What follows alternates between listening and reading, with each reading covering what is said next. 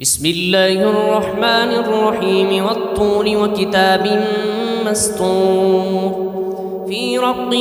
منشور والبيت المعمور والسقف المرفوع والبحر المسجور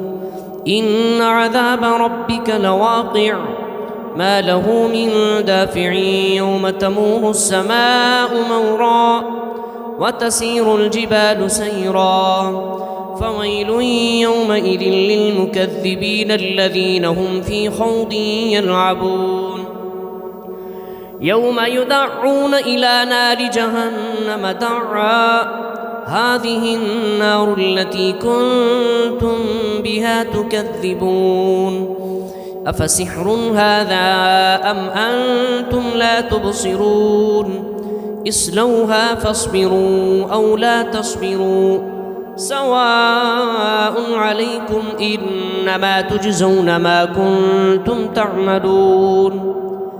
إن المتقين في جنات ونعيم فاكهين بما آتاهم ربهم ووقاهم ربهم عذاب الجحيم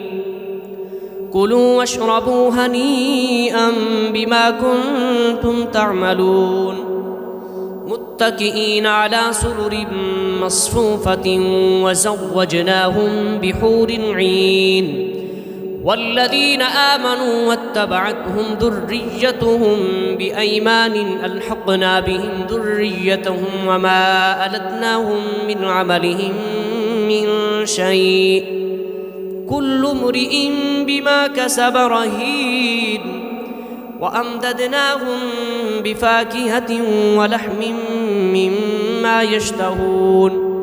يتنازعون فيها كأسا لا لغو فيها ولا تأثيم ويطوف عليهم غلمان لهم كأنهم لؤلؤ مكنون فأقبل بعضهم على بعض يتساءلون قالوا إنا كنا قبل في أهلنا مشفقين فمن الله علينا ووقانا عذاب السموم إنا كنا من قبل ندعوه إنه هو البر الرحيم فذكر فما أنت بنعمة ربك بكاهن ولا مجنون أم يقولون شاعر نتربص به ريب المنون قل تربصوا فإني معكم من المتربصين أم تأمرهم أحلامهم بهذا أم هم قوم طاغون أم يقولون تقوله بل لا يؤمنون فليأتوا بحديث مثله إن كانوا صادقين أم خلقوا من غير شيء أم هم الخالقون أم خلقوا السماوات والأرض بل لا يوقنون أم عندهم خزائن ربك أم هم المسيطرون أم لهم سلم يستمعون فيه فليأت مستمعهم بسلطان مبين أم له البنات ولكم البنون أم تسألهم أجرا فهم من مغرم مثقلون